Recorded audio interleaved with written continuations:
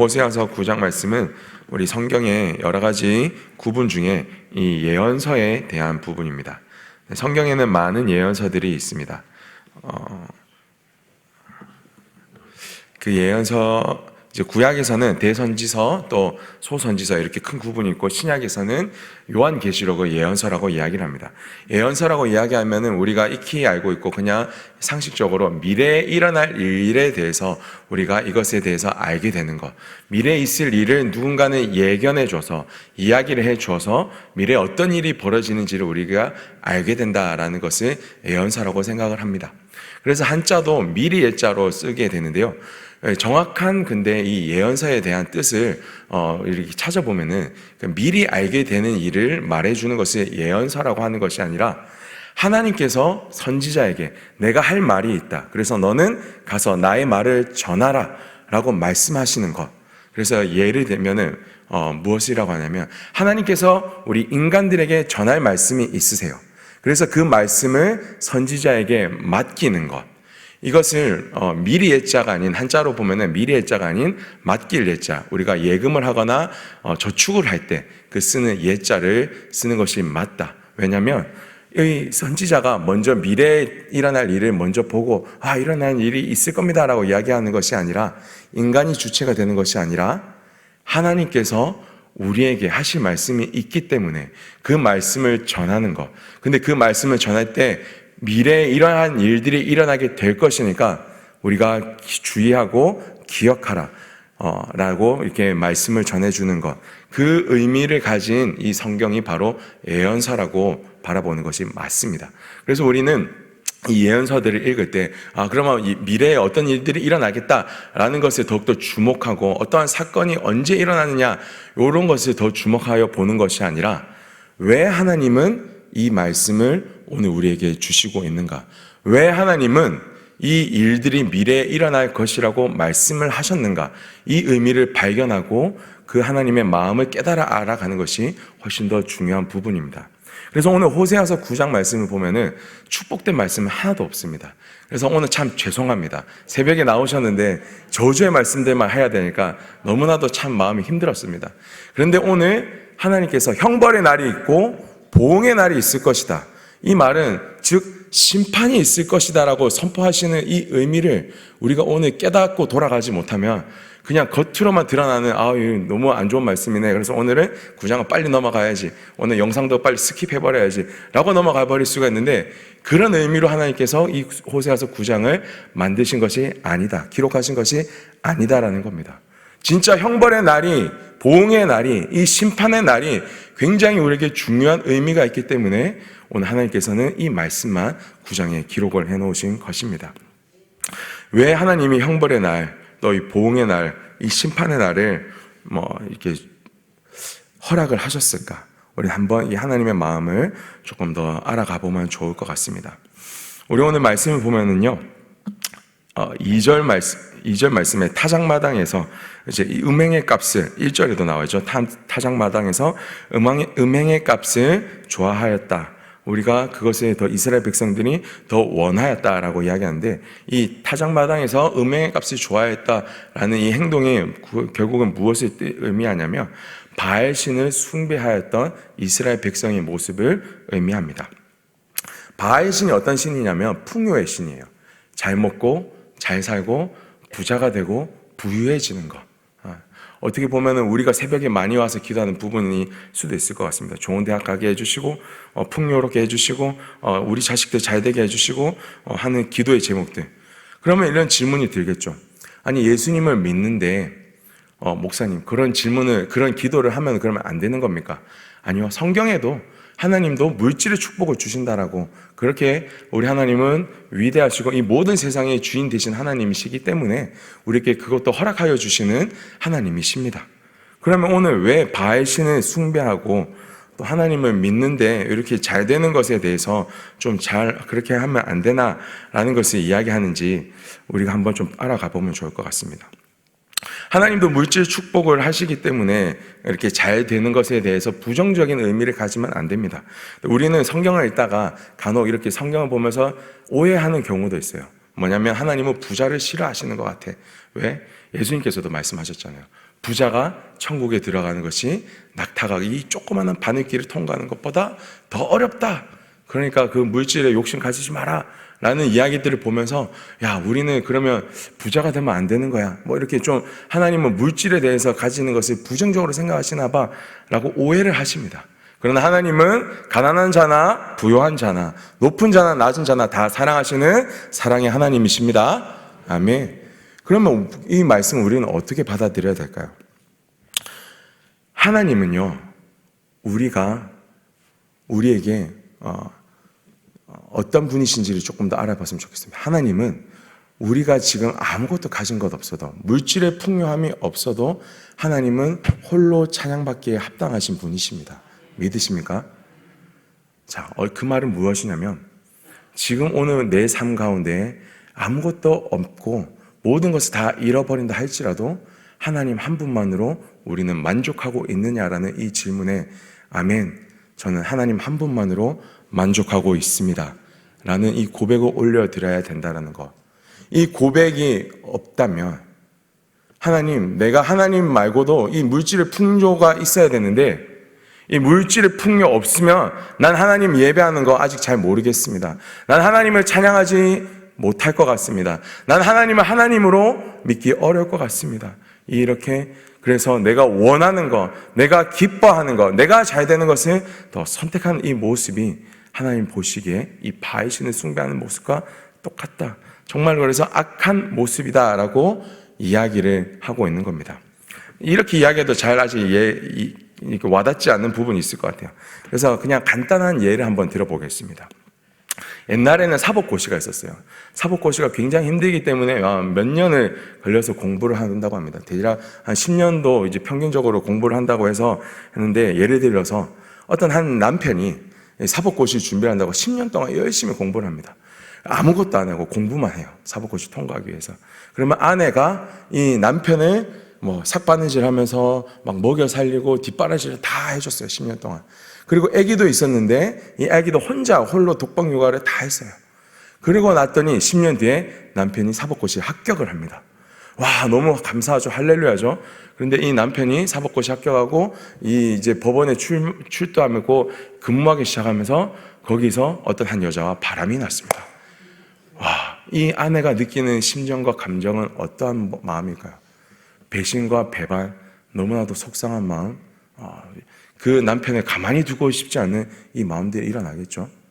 근데 진짜 우리가 하나님을 사랑한다고, 하나님만 따라간다는 그리스도인들이라고 그렇게 고백해놓고, 하나님만 사랑하겠다라고 고백해놓고 하나님 말고 다른 것이 더 필요합니다. 나 하나님 당신만 있는 것보다 다른 거 더 있기를 원합니다. 이거 없으면 당신은 하나님이 아닙니다라고 이야기하는 이 모습이 있다면 하나님은 우리를 어떻게 바라보고 계실까요? 오늘 이스라엘 백성은요, 그 바알 신을 섬길 때 이 하나님보다, 하나님도 믿는 백성이라고 이야기하지만 오히려 더 부유하기를 원했습니다. 그러나 이 타작마당에서 바알 신을 섬기는 이 음행의 값이라는 것은 정확하게 어떤 더 의미냐면, 그 바알 신을 섬기는 남자와 여자 사제들은요, 다 몸을 파는 성스러운 창놈들이었습니다. 그러니까 창기였어요. 성창이라고 이야기를 합니다. 그래서 이들이 예배를 드릴 때 어떻게 예배를 드리냐면, 그렇게 하나님 앞에 우리가 타작하면서 추수할 곡식들을 거두면서 하나님께 감사를 올려드려야 되는 그곳에서 이 바알의 이 성창들과 함께 교합이 일어나고, 하나님을 예배하는 그 장소를, 하나님께 감사를 드려야 될 이 모든 감사의 제목을 다 없애버리고 그들과 함께 놀아나고 그들과 함께 음행을 즐기고 우리가 원하는 대로 더 쫓아 살아갔던 이 모습을 보면서 하나님은 너무나도 안타까워하고 너무나도 마음 아파하고 이들의 모습이 돌아오기를 원하는 이 마음으로 여기 호세아의 선지자에게 너는 형벌의 날과 보응의 날이 있음을 이야기하라. 그럼에도 불구하고 호세아서 1장의 말씀처럼 너가 아내 고멜, 그 몸을 파는 이 창녀를 아내로 맞이한 것처럼 그러한 모습이 있다 할지라도 나는 그 여자를 포기하지 않는 이 마음처럼 내가 이스라엘을 포기하지 않고 정말로 이 일을 통해서 내가 할 일이 있고 내가 너희에게 전해줄 말이 있다 라고 이야기하시는 분이 우리 하나님이셨습니다. 그러나 오늘 이 말씀을 보면은 이 형벌의 날과 보응의 날이 있게 될 건데, 이 형벌의 날과 보응의 날의 이 결과물이 어떠한가를 보면은 우리 9장 3절에 보면은 여호와의 땅에서 이제 쫓겨난다고 합니다. 그리고 6절에 보면은 이제 우리가 어떤 일을 하든지 우리 모든 재산 가운데 가시덩굴과 찔레가 이제 고통스럽게 한다라고 기록이 되어져 있는데, 이 모습은 우리가 창세기 3장에서 아담과 하와가 선악과를 따먹고 하나님 앞에 범죄하고 하나님의 나라로부터 쫓겨나 이 세상의 왕이 되었던, 이 사단이 왕이 되었던 이 세상으로 우리가 쫓겨나서 그렇게 고통스럽게 살아가게 될 것이라는 그 저주의 모습과 동일합니다. 그래서 성경에는 우리 오늘 호세아서 9장 말씀에는 이제 더 이상 먹을 것이 없게 되고, 이제 에브라임이, 이 이스라엘 백성들이 예전에 종로로 타였던 애굽으로 돌아가게 될 거고, 앞으로는 아수르로 이제 팔려가게 되면서 영원한 종살이를 하게 될 거다. 그리고 애국하는 자의 떡처럼 여러분들의 그 이스라엘의 이 재물을, 예배드리는 이 재물을 애국하는 자의 떡처럼 여겨서, 부정한 사람의 이 떡처럼 여겨서, 장사 지내는 이 집의 떡처럼 여겨서 다시는 그 예물을 받지 아니할 것이라고 하나님은 이야기하고 있습니다. 오늘 이렇게 이 형벌과 이 보응이 얼마나 참 처절하고 끔찍한지, 그 이후에는 모든 태의 문이 닫히고 너희가 아기를 가질지라도 다 죽게 될 거고, 이러한 하나님의 그 분노와 진노하심이 얼마나 크고 끔찍한지를 오늘 성경은 또 기록을 하고 있습니다.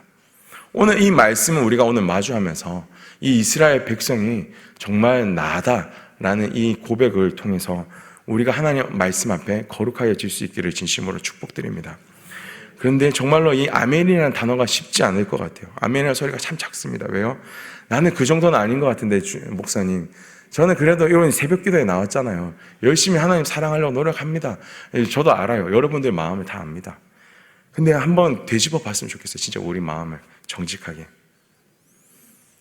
하나님만으로 진짜 우리는 만족하고 계십니까?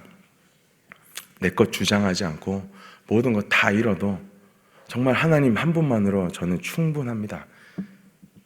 이런 고백이 나오고 계십니까? 아멘. 네.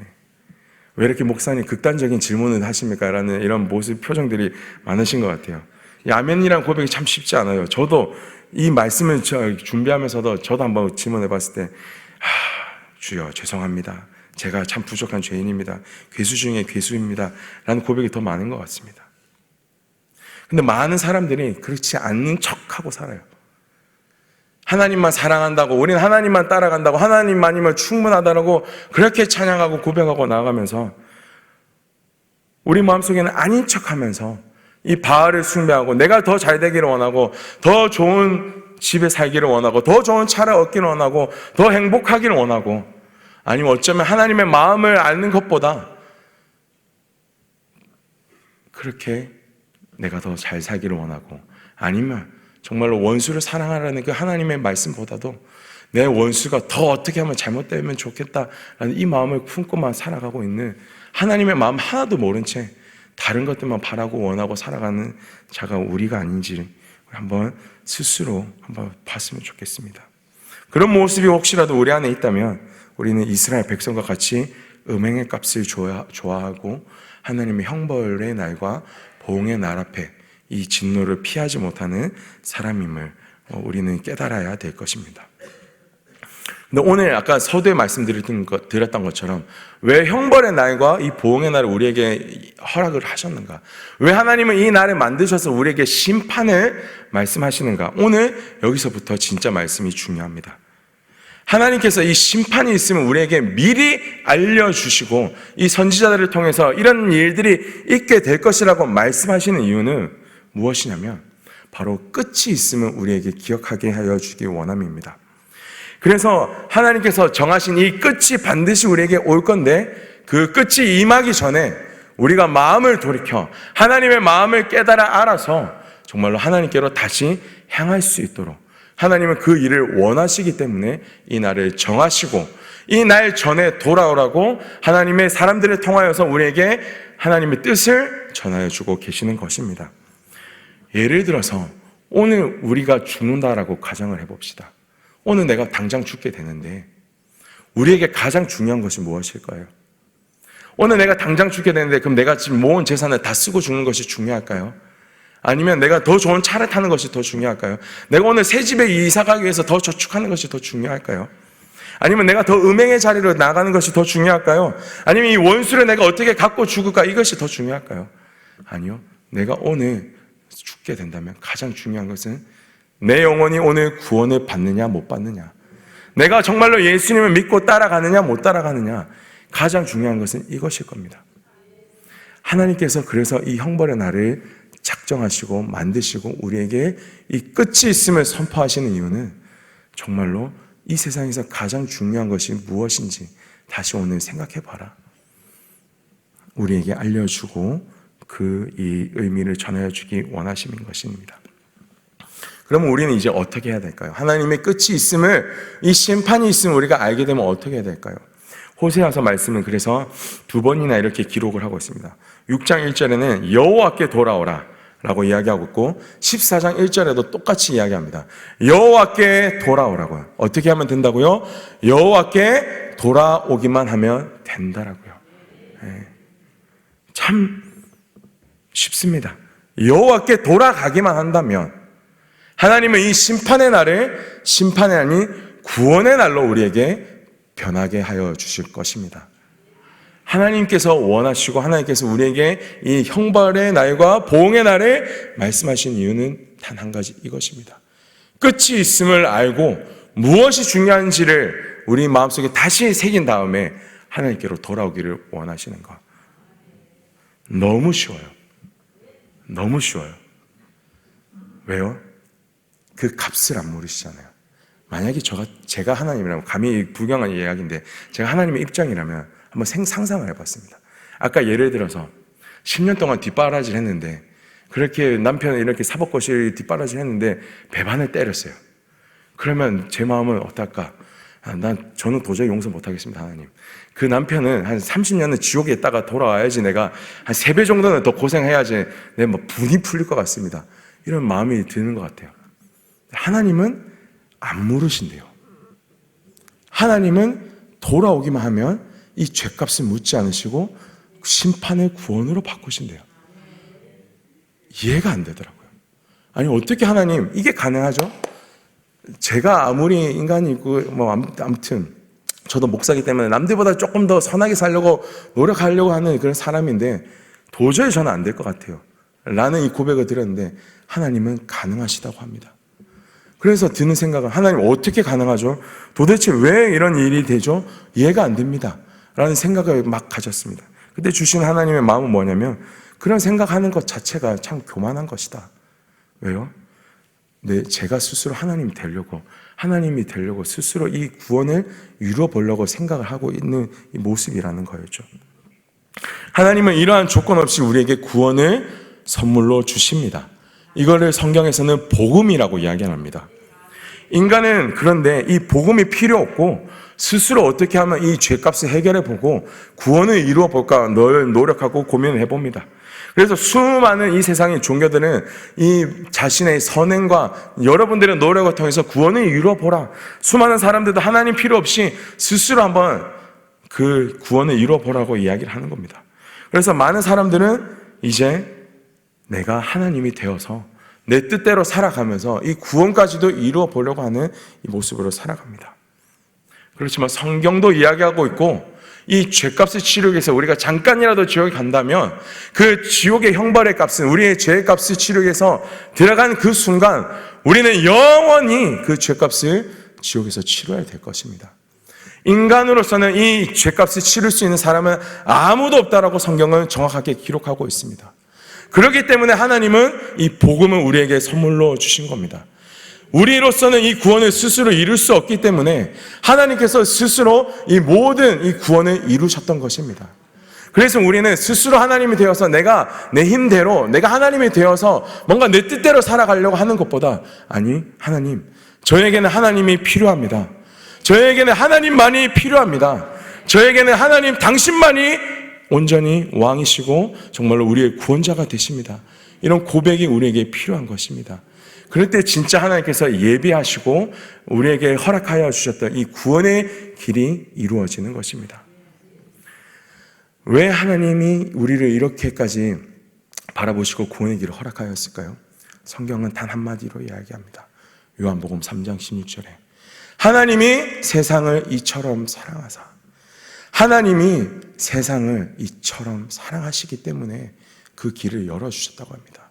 세상은 그냥 이 땅에 있는 모든 세상을 이야기하는 것이 아니라 하나님께서 말하신 세상은 바로 여러분입니다. 우리 자신. 하나님이 여러분을 이처럼 사랑하사, 하나님이 저를 이처럼 사랑하사 아들 독생자를 우리에게 주셨어요. 그리고 그 독생자에게 모든 인류의 이 죄의 값을 다 치르게 하시고 대신 모든 죽음을 감당하게 하시고 저 지옥의 형벌에 온전히 거하고 그 우리가 치러야 될 값을 다 치르게 하셨다라는 겁니다. 그리고 성경은 이야기합니다. 누구든지 우리 힘으로 벗어날 수 없는 심판을 하나님께서 구원으로 이제 바꾸어 주셨다라는 것.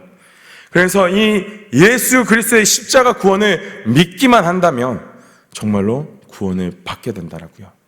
아멘이십니까? 네. 정말로 성경이 이야기하고 있는 이 형벌과 진노의 날의 이 참된 의미는 내가 너를 구원할 것이다. 너희 스스로는 이것을 다 해결할 능력이 없고 거룩하여 질 수 있는 길은 아무것도 없다. 그러니 나에게로 돌아오라. 하나님께서 그렇게 간절하게 외치고 계시는 것입니다. 오늘 말씀을 정리하도록 하겠습니다. 하나님을 믿는다라고는 하지만 하나님께 마음이 없고 하나님만으로 충분하다라고 고백하지 못하고 이 세상을 살아가고 있는 우리 모든 사람들에게 하나님은 말씀하십니다. 끝이 있다. 심판이 있다. 그러니 그 심판이 이르기 전에 반드시 주님께로 돌아오라. 돌아오기만 한다면 내가 너희를 구원하게 될 것이다. 아멘. 네. 이 하나님의 마음이 정말로 호세아서 또 2장에도 기록이 되어져 있습니다. 우리 기록된 하나님의 말씀을 우리 함께 또 선포하고 읽고 오늘 말씀을 마치도록 하겠습니다. 호세아서 2장 16절 말씀입니다. 우리 다 함께 읽도록 하겠습니다. 시작. 여호와께서 이르시되 그날에 내가 나를 내 남편이라 일컫고 다시는 내 바알이라 일컫지 아니하리라. 아멘. 하나님의 이 구원의 형벌과 보응을 선포하시기 전에 가장 먼저 준비하셨던 말씀은 무엇이냐면 이제 다시는 바알을 내 바알이라고 하지 않고 하나님만을 내 남편이라고 이야기하는 이스라엘 백성이 될 것이다 라고 고백하고 선포하셨습니다. 그렇게 될 것이라고 약속을 해주셨습니다. 23절 말씀 우리 한 번 더 같이 읽도록 하겠습니다. 호세아서 2장 23절 말씀입니다. 시작. 내가 나를 위하여 그는 이 땅에 심고 긍휼히 여김을 받지 못하였던 자를 긍휼히 여기며 내 백성이 아니었던 자에게 향하여 이르기를 너는 내 백성이라 하리니 그들이 이르기를 주는 내 하나님이시리라 하리라 하시니라. 아멘. 함께 같이 기도하도록 하겠습니다. 우리 오늘 기도하실 때 하나님, 제가 세상을 사랑하면서 또 하나님을 사랑하였던 이 두 마음을 품었던 것을 주님 앞에 회개합니다. 주님, 그리고 정말로 하나님 앞에 더욱더 거룩하여 질 수 있도록 우리의 모든 마음이 하나님께 돌아 나오게 하여 주시옵소서. 하나님께서 정하신 이 여호와의 날이 있음을 기억하게 하여 주시옵소서. 날마다 주님께로 돌이키려고 이렇게 애쓰고 나아갈 때 하나님만으로 충만한 삶을 살 수 있게 허락하여 주시옵소서. 이렇게 다 같이 주님의 이름 부르짖으며 기도하며 나가겠습니다. 주여,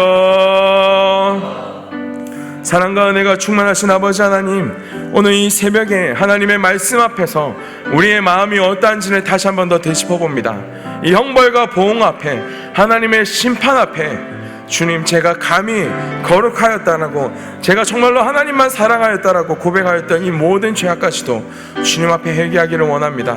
주님, 제 마음에 더욱더 하나님보다 더욱더 평안한 것을 원하였고, 편한 것을 원하였고, 더 잘 되는 것을 원하였고, 더 성공하는 것도 바라보았던 것을 주님 앞에 내려놓습니다. 주님, 이제 저희들의 마음 가운데, 저의 마음 가운데 예수님만으로 충분합니다. 예수님 당신만으로 행복합니다. 당신만이면 우리 모든 것 없어도 감사합니다 라는 이 고백을 올려드릴 수 있도록 주님, 저에게 성령 충만을 더하여 주시옵소서.